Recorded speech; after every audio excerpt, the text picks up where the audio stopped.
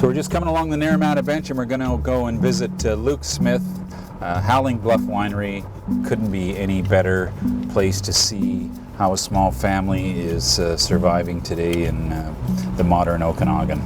So Luke, it wasn't all that long ago you were in the banking business and for quite a while. Now you're in the wine business. How did all that happen? I grew up with a mother who knew about wine and food, and at a very young age I was tasting and drinking and eating some great food of which I didn't even appreciate then. Right. Had a passion for it all my life. I woke up 26 years later with 5 children and a really great career in investment banking, and I was absolutely miserable. I immediately quit, came up here. I've never been happier, and it's the first time in my life I ever dove headfirst into anything. Were you a grape guy at the start, or a site guy, or a wine? Like, did you come here and say, I'm going to make Cab, or I'm going to make Pinot, or what? Or did you? Everybody has to start somewhere. Yeah, it was site. A rule of thumb that I grew up with is the harder to farm, the better the grapes. In other words, if it's dead flat, it's not what you want. Right. And this site here, it just grabbed me. I crawled to the top of the property, and I just went, that's it. As for the varieties, I had enough advice from some of my neighbors and peers that they said, you know, try a few things. So I did an experiment. It was a 10-year-long experiment.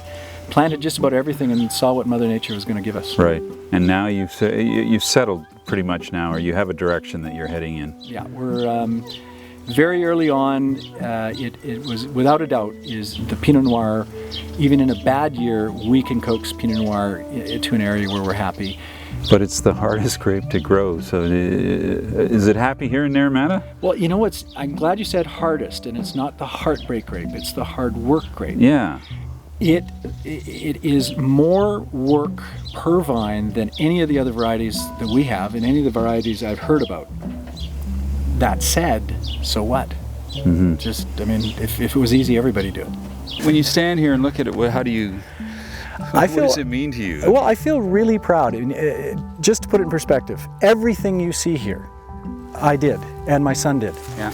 The drip line, these wires, these posts, these fences, everything. We made mistakes, we learned from them, but it was also my firm belief, and especially to make the wine I want to make and the wine that's Okanagan is capable of, you need to know everything, and that means you got to start. You got to put the posts in, you need to understand it. The idea was where to store the barrels of the wine. Don't have the space. Mother Nature is here. I got this whole bank. I had this crazy idea. Why not get those containers from ships, bury them? And nobody said you can't. Nobody said you can. Wow. Just feel the air just coming out.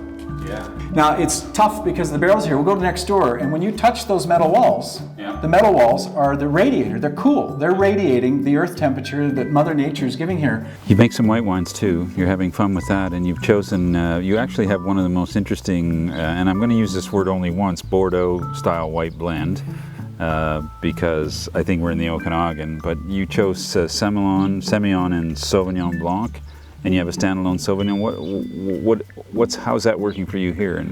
The reality is this is a business, and I had to sort of acquiesce to that. So I looked at some of my favorite wines and said, can they work here? So we tried an experiment with the Sem and the Sav. They loved the site, and because of my past of drinking some French Savies, I was aware of this ability to blend and not worry about it. So we planted them and we played with them, and my philosophy is still whatever Mother Nature gives us every year. So if the Savvy is going to be a higher percentage than the Sem, I mean, we just put it together. How's it working? The irony is it's a very popular wine. People say it's just wine, but they don't really, I think they don't understand the connection to the land and the final product and the work you put into it. It's so personal. People say the romance of wine and the magic of wine. Absolutely. I know both the science side and the hard work side and getting wet side, and I still love sharing my wine with people, even if they don't like it. And I tell people, I said, you know, I grew up in a wine family, and I know more about wine than anyone living. And I'm going to share it with you in 3 sentences in 10 seconds. And I got to say that fast, otherwise people think I'm arrogant. But my mom taught me this. If you like it, it's good. If you really like it, it's really good. And if you don't like it, it's no good. Just be polite. And so I tell people, it's okay not to like my wine. You're in Canada, you're really in the middle of nowhere in terms of the wine world. Not everybody knows about the Okanagan, not everybody cares, but it's possible to make a great wine here. I firmly believe that in the Naramata Bench in particular, and in the Okanagan, that we are a world-class wine producer. We are going to be recognized for that. So I want to be part of it. So I just get up every morning and go, what are we going to do to be better? And you know what? It's not hard to get out of bed in the morning going, wow, I got a lot of work to do, but we got to do it better. It's not hard because I love it. You're a new man. I'm absolutely completely renewed. a new man. Come and visit the wineries and stay for a couple of days, maybe even a week, and really experience all the Okanagan has to offer.